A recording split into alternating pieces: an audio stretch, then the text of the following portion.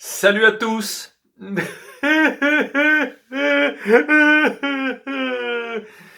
J'y ai cru 45 minutes, j'y ai cru la première mi-temps. Paris était légèrement au-dessus de Manchester City qui ne jouait pas son jeu habituel. Alors est-ce que c'était Manchester City qui était un ton en dessous ou Paris qui vraiment faisait le match qu'il fallait?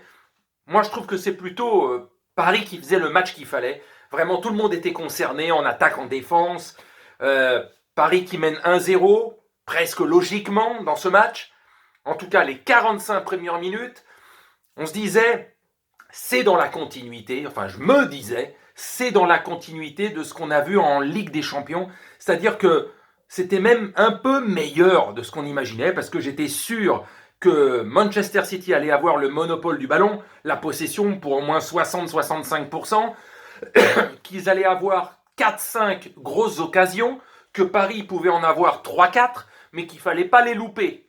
Bon, finalement, il n'y a pas eu énormément d'occasions pour Manchester City en première mi-temps, et Paris en a eu trois occasions véritables, on va dire, et ils ont marqué sur corner. Donc tout se passait bien jusqu'à la mi-temps, tout se passait bien.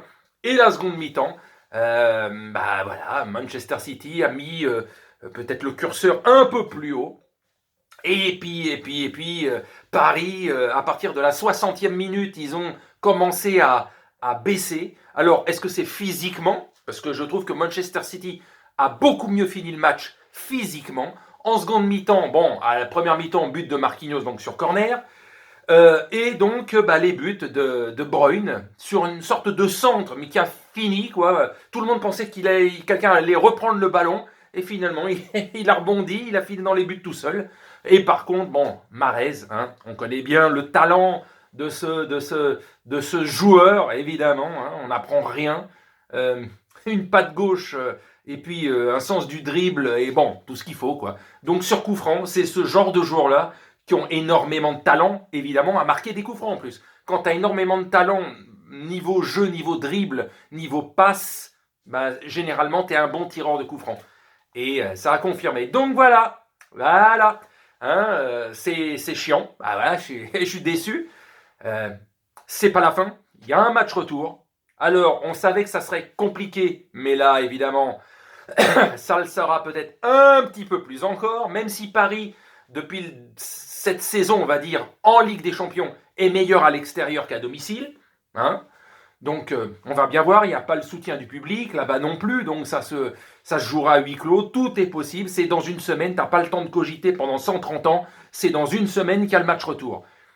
Manchester City a un pied, on va dire, en finale, mais il n'y a pas le deuxième. Le deuxième, il va falloir le chercher dans le match qui arrive. Alors, il y a eu en plus l'expulsion de Gay, qui avait fait vraiment une méchante faute sur Gundogan. Donc, Gay, qui sera suspendu pour le match retour. C'est chiant. Et à mon avis, il va prendre 2 ou 3 matchs. Donc, peut-être que pour lui, la Ligue des Champions, c'est fini. Il n'y aura pas de finale au cas où Paris irait en finale.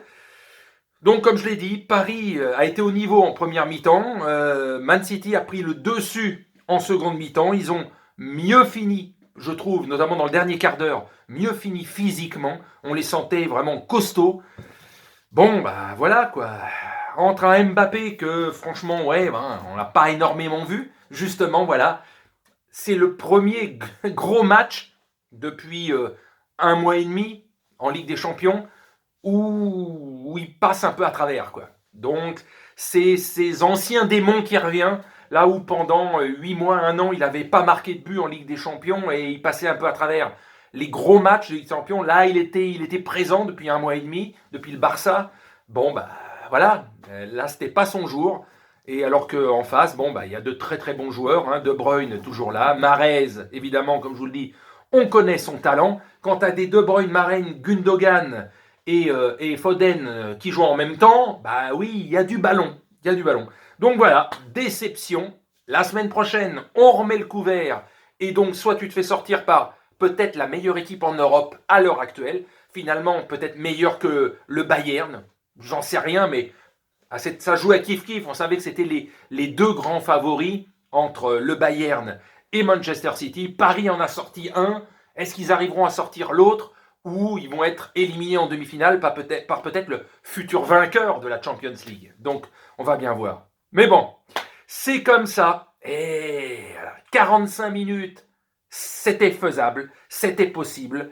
J'y ai cru. Franchement, je me disais, enfin, à nouveau, le club français va y arriver. Bah non. On est retombé, les clubs français, dans les travers, c'est-à-dire pas 50 occasions pour les adversaires et plus de buts. Le côté chirurgical de ce qui a été toujours le problème des clubs français. Là, on avait trouvé depuis quelques semaines cette chose pour le PSG qui était chirurgicale. 3-4 occasions dans un match, ils arrivent à claquer 2 buts ou 3 buts. Et là, bon, ils n'en ont pas eu 50 des occasions non plus, faut pas rêver. En seconde mi-temps aussi, ils n'ont pas eu grand-chose. Ils ont été dominés en seconde mi-temps. Clair, point. On peut discuter tout ce qu'on veut. Ils se sont trouvés sur meilleur en seconde mi-temps. Alors qu'en première, ils étaient au-dessus. Mais ça ne suffit pas. Un match se joue en demi-temps et une qualification se joue en 2 matchs. Donc il y a encore 2 mi-temps à jouer et tout est possible.